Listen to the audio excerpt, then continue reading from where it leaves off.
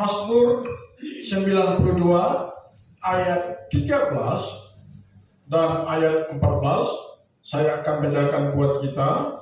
Mereka yang ditanam di bait Tuhan akan bertunas di pelataran Allah kita. Pada masa tua pun mereka masih berbuah menjadi gemuk dan segar. Ini yang dimaksudkan dengan prinsip hidup yang Tuhan kehendaki. Makin lama kita makin happy. Hidup yang normal dan yang sangat ideal adalah kita mengalami happy ending. Apa arti daripada happy ending? Yaitu bahagia, sukacita, produktif sampai akhir hayat kita. Tuhan menghendaki kehidupan yang ideal bagi kita orang-orang yang mengaku percaya kepada Tuhan. Dan untuk menjadikan hidup ini sampai pada masa tua kita masih berbuah, produktif, segar, menyenangkan, maka salah satu rahasianya adalah kita harus terus bertumbuh maju dalam kekristenan kita. Karena kehidupan kekristenan yang baik dan sehat kita harus bertumbuh maju. Ya, mengapa? Sebab Tuhan adalah Tuhan yang terus maju. Tidak ada kata berhenti di arena rohani. Kita diminta oleh Tuhan hanya bergerak maju, bukan mundur. Tidak ada kata berhenti di arena rohani. Kita hanya bergerak maju atau mundur. Ya. Di arena rohani juga tidak ada kanan, tidak ada kiri. Sebagai orang Kristen hanya ada satu arah kemana kita dapat berjalan, dan itulah arah yang lurus ke depan. Bukan melihat ke kanan, bukan melihat ke kiri, apalagi menengok dan berbalik ke belakang. Kita hanya naik atau turun. Kita hanya hidup secara vertikal atau horizontal. Tidak ada kata berhenti di dalam Tuhan. Mengapa Tuhan menghendaki kita maju dan bertumbuh dalam seluruh aspek hidup kita? Sebab kalau kita mundur, petaka, dan kalau kita terus maju, maka pahala yang kita peroleh. Dalam bacaan tadi, Mazmur 92 ayat 13 sampai dengan ayat 14 menjelaskan kepada kita bagaimana menjadi pribadi yang bertumbuh dan maju. Maka jawabannya ada di ayat yang kita baca tadi. Yang pertama kita lihat ayat 12 dan ayat 13. Apa yang dimaksud di sana? Untuk kita bisa bertumbuh dan maju dalam seluruh aspek hidup kita, khususnya dalam kehidupan rohani kita atau di area rohani kita, maka yang pertama kita harus tertanam. Perhatikan baik-baik. Harus tertanam, yang pertama tertanam di rumah Tuhan. Ayat 12 dan 13. Mereka yang tertanam di bait Tuhan akan bertunas. Perhatikan baik-baik. Pada masa tua pun mereka masih berbuah dan gemuk juga segar. Nah, tertanam di pelataran rumah Tuhan, tertanam di bait Tuhan, ini berbicara tentang gereja lokal. Nah, hari-hari ini dunia kekristenan sudah sedang tidak baik-baik saja. Mengapa saya katakan dunia kekristenan atau gereja Tuhan hari-hari ini sudah menjadikan memposisikan dirinya sebagai gereja yang sedang tidak baik-baik saja? Karena ada banyak orang Kristen yang tidak memiliki kesetiaan kepada gereja lokal. Bahkan tidak memiliki komitmen yang kuat dan dalam gereja lokal.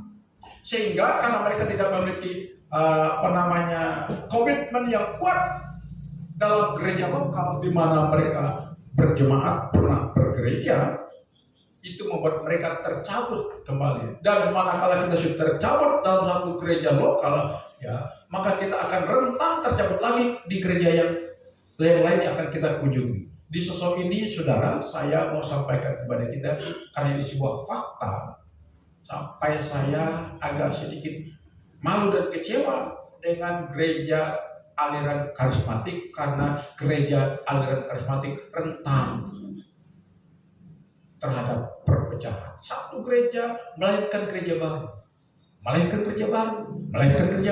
pecah, tersobek. Tapi orangnya itu saja. Gerejanya bertambah, gereja berkembang ke kiri ke kanan, pendetanya juga bertambah, tapi jemaatnya itu saja. Entar gitu. Ya, tidak cocok dengan pendetanya, majelisnya, tidak cocok, bawa lari sebagian. Udahlah, jangan ikut pendeta itu, nggak bagus, kurang hebat. Udah ikut aku saja. Sobeklah, jadi gereja baru, kan? Nah, itu dia. Kenapa bisa demikian? Karena mereka tidak tertanam. Kenapa tidak tertanam? Karena mereka tidak memiliki komitmen yang kuat di dalam Tuhan. Perhatikan baik-baik, saudara. Alkitab mengatakan dalam ayat yang kita baca tadi, ya, mereka yang tertanam di baik Tuhan akan bertunas. Makanya dulu ada seorang jemaat yang pernah bergereja di tempat kita, lalu dia pindah ke gereja tetangga, tidak berapa lama, mungkin ada 1 tahun lebih, lalu dia kembali lagi ke tempat kita ini. Dia berkata kepada saya, "Om, saya mau sampaikan kepada Om, saya punya mimpi," katanya. "Mimpi apa?" Saya bawa dulu di ruang tamu sini. "Saya bermimpi ada orang tinggi besar menyampaikan kepada saya supaya saya harus kembali lagi ke sini." Saya katakan, "Maaf, Bapak, saya bukan tidak percaya mimpi, karena Bapak dulu memilih untuk cabut dari sini dan pindah ke gereja tetangga. Saya berharap Bapak jangan cabut tanam. Terlanjur Bapak sudah tertanam di sana, teruslah di sana," saya bilang gitu. Coba bagaimana Anda bisa menjadi orang Kristen yang berbuah tertanam saja? Tidak. Coba kalau cabut tanam, saya bilang, bagaimana bisa bertumbuh? Kalau tidak bertumbuh, bagaimana bisa sehat? Kalau tidak sehat, bagaimana bisa berbuah? Saya bilang begitu. Dan saya tidak terima. Ya. Ada satu kakak lagi mau berbalik ke sini, tapi karena dia mau melas, saya hancur. Lulu juga hati saya. Saya terima. Tapi karena saya terima, saya orang yang mudah iba. Sesaat dia memang berjemaat di sini, tapi penyakit lamanya kambuh lagi. Pada akhirnya dia keluar lagi, saudara, ya, keluar lagi. Kenapa demikian? Karena mereka tidak tertanam.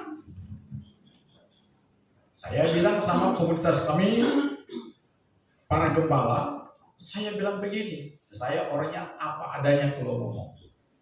Ya, mungkin dalam komunitas kita ini persatuan para gembala sekecamatan Tainbun. Mungkin di dalam persekutuan kita ini luarnya bagus, luarnya indah. Ibarat kita pakai baju ya keren, ya penampilannya fashionable, ya pokoknya meyakinkan. Mungkin di dalam kita doa mudah-mudahan Bapak itu bermasalah, mudah-mudahan Bapak itu bermasalah. Siapa kalau Bapak itu bermasalah, jawabnya akan bisa saya ambil. Saya bilang, betapa sadis pola pikir kita. Makanya ada gereja-gereja yang jemaatnya punya mobil. Ayo melayani Tuhan. Tidak bisa khotbah, tidak bisa ngomel, tidak bisa main musik. Saudara punya mobil, jemput orang lain. Ke gereja kita. Itu juga pelayanan, besar pahalanya. Bayangkan saudara. Maka ada jemaat di Peragi, bangga dia. Kami ke gereja dijemput dengan mobil mewah. Wow, dijemput, diantar, bangga dia. Ada orang melaporkan kepada saya, "Pak, mereka senang, mereka dijemput oleh mobil mewah." Tidak apa-apa, saya bilang. Apakah mampu selamanya begitu? Saya bilang, tiba saatnya seorang bapak curhat kepada saya. Sudah hampir 4 bulan anak saya tidak ibadah. Kenapa? tidak ada yang jemput. Tidak ada yang jemput. Nah, saya bilang, udah mulai kan? Bahkan ada hari orang ngomong pada saya, Pak, gereja baru itu tiap minggu makan.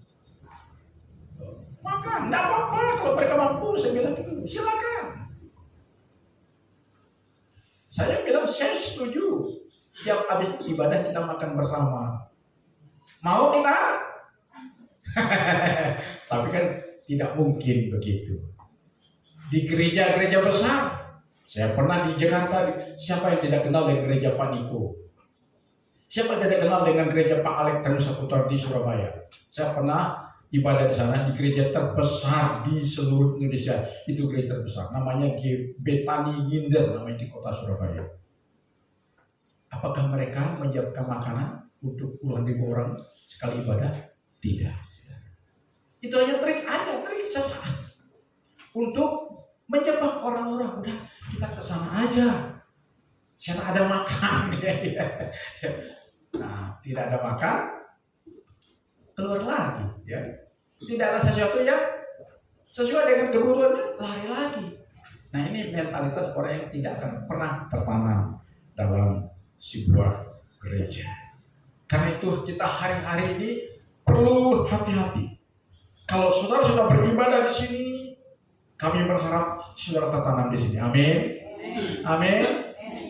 Jangan pernah saudara membanding-bandingkan pendeta sini dengan pendeta sana. Jangan pernah kita membanding-bandingkan gereja ini dengan gereja sana.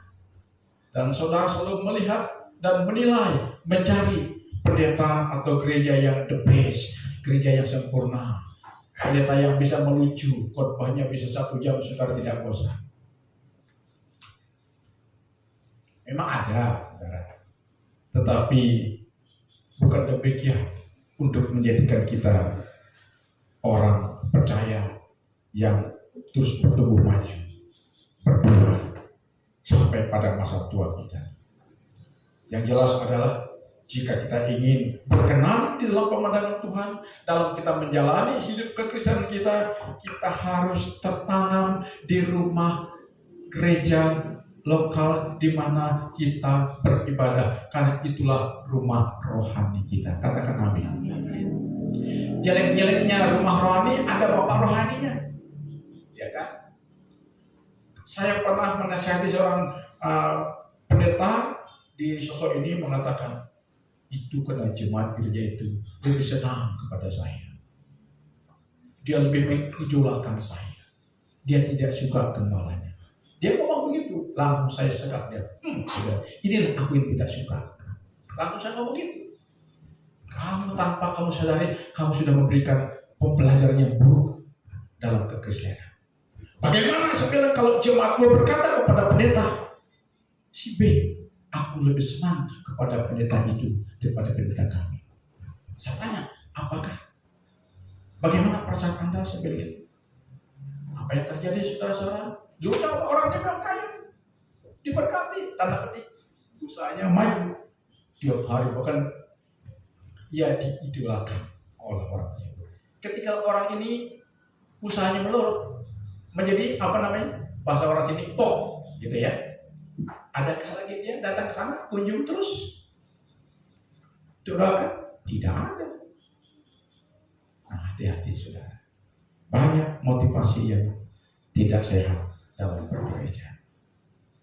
Baik dia jemaat, baik dia pendeta, baik dia gembala sidang. Saya di sosok ini terlalu banyak orang berkata di depan saya, membanding-bandingkan saya dengan pendeta lain.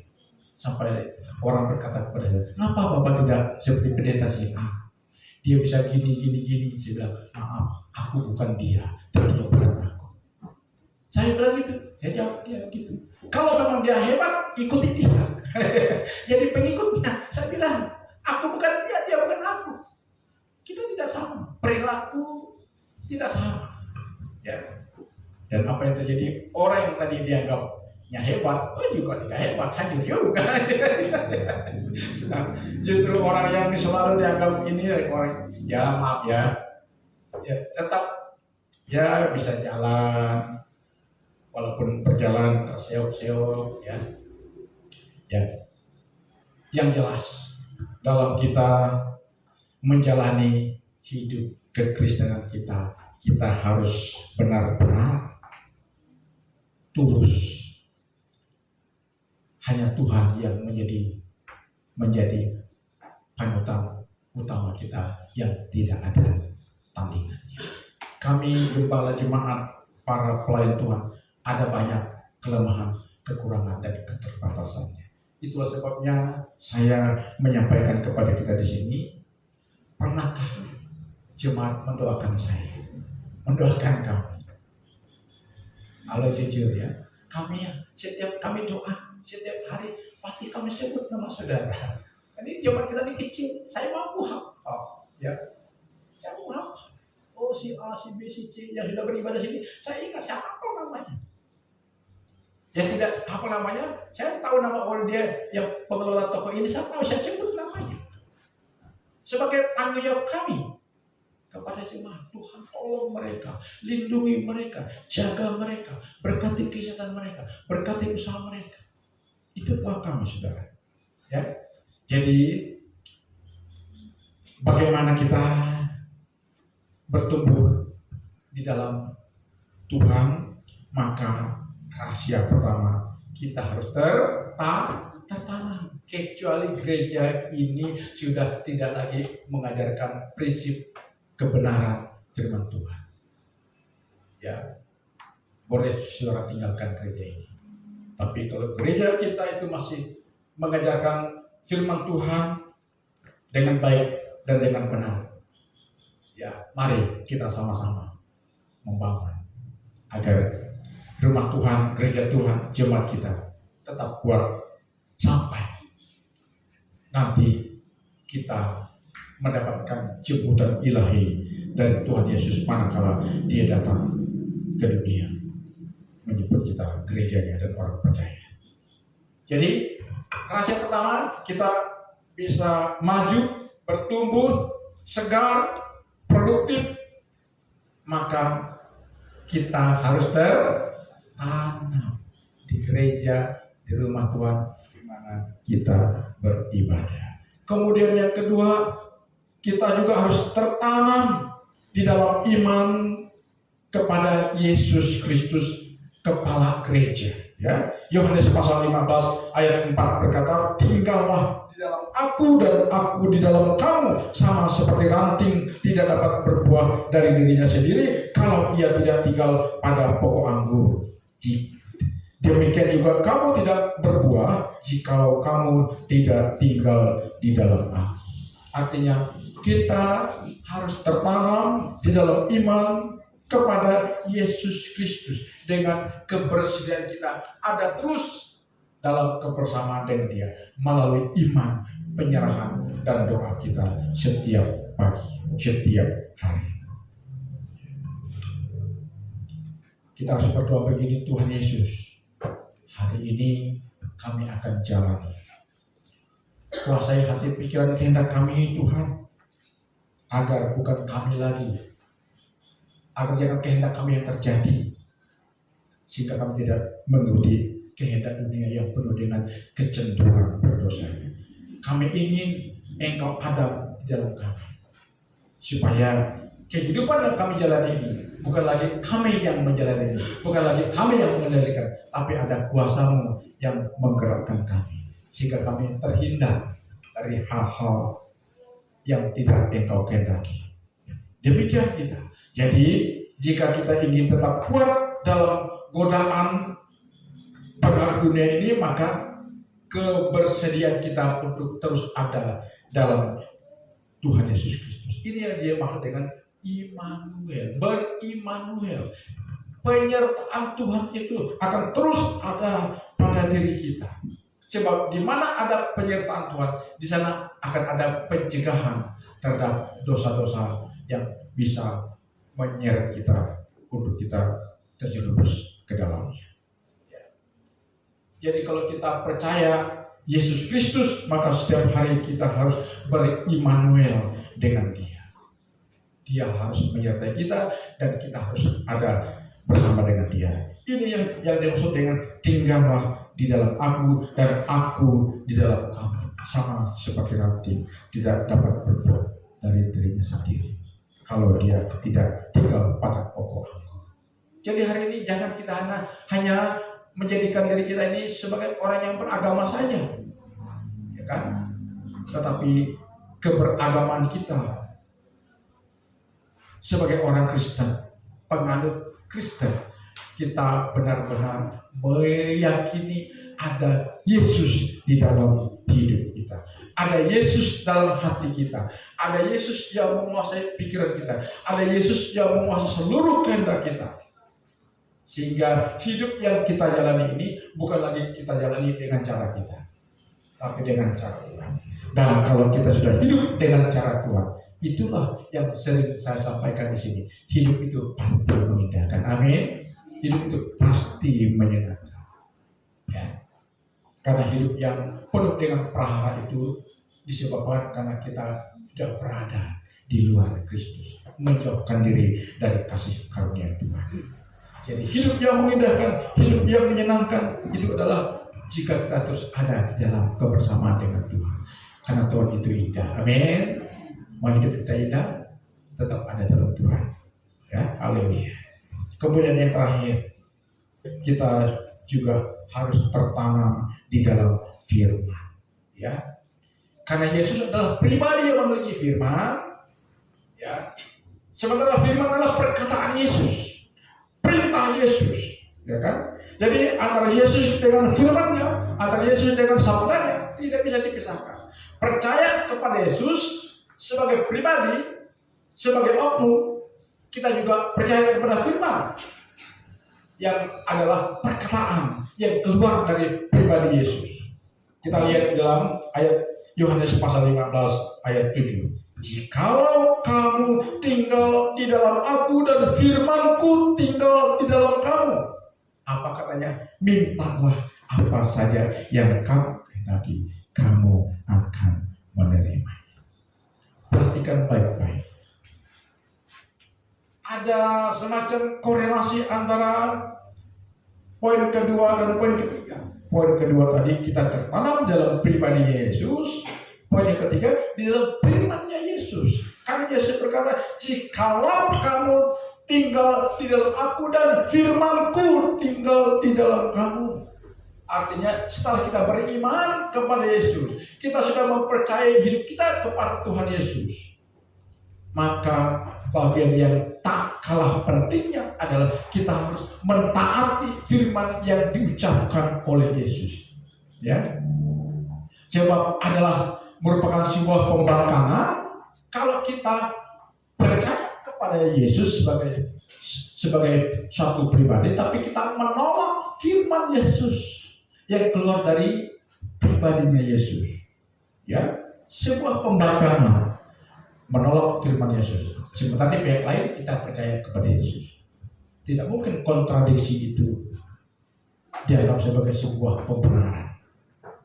Ya, jadi yang membuat hidup ini tidak nyeruduk sana, nyeruduk sini adalah karena kita tidak bersedia mengikuti tuntunan dari firman yang keluar dari mulut Tuhan Yesus. Padahal tadi di poin yang kedua kita berkata aku ada di dalam Yesus. Tapi kenyataannya kita menolak perintah-perintah, hukum-hukum yang diajarkan oleh Yesus.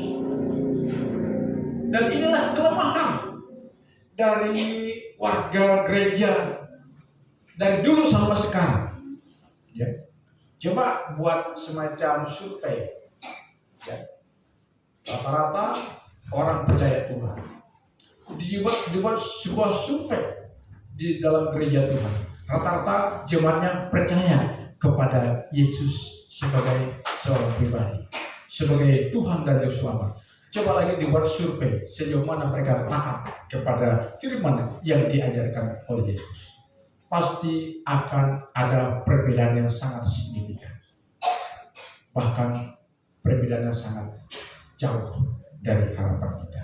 Itulah sebabnya kami sebagai hamba Tuhan selalu mengingatkan kita agar jangan sampai hati kita, pikiran kita mengimani Yesus, tetapi dalam kehidupan sehari-hari yang kita jalani, kita menolak firman-Nya Yesus, menolak ajarannya Yesus. Ya. Kenapa hidup ini tidak menjadi indah, tidak menjadi baik, tidak menjadi teratur? Karena kita menolak ajaran Yesus. Yakobus berkata di dalam suratnya di kitab Yakobus, jika kita memiliki hukum yang sempurna, yaitu firman yang diajarkan oleh Yesus, firman yang disampaikan oleh Tuhan Yesus, kita mentaatinya, kita melakukannya dalam kehidupan kita sehari-hari, maka kita akan dibuat berbahagia olehnya. Jadi tujuan hukum Tuhan diberikan kepada kita umatnya adalah untuk menjadikan hidup ini berbahagia. Ya, karena itu mau hidup yang kita jalani ini lebih banyak bahagianya daripada duka laranya, maka hiduplah dalam ketaatan penuh kepada Yesus dan firman-Nya Yesus. Dengan demikian saya percaya kita tidak hanya mendapatkan predikat sebagai orang yang berkenan kepada Tuhan, kita tidak hanya akan mendapatkan di surganya Yesus, tapi di dunia ini juga kita sudah merasakan dan menikmati suasana surganya Yesus. Ya, amin. Jadi dalam kehidupan kita sehari-hari, dalam rumah tangga kita sudah menikmati suasana surganya Yesus. Ya, lebih banyak ademnya, sukacitanya, rasa ketenangannya, rasa ketenteramannya, sukacitanya. Itu sudah, saudara. Untuk menghadirkan surga, hadirkan Yesus dari hidup kita. Untuk menghadirkan surga, maka bersedia hidup dalam melakukan firman-Nya Yesus. Demikian firman Tuhan. Tuhan Yesus memberkati.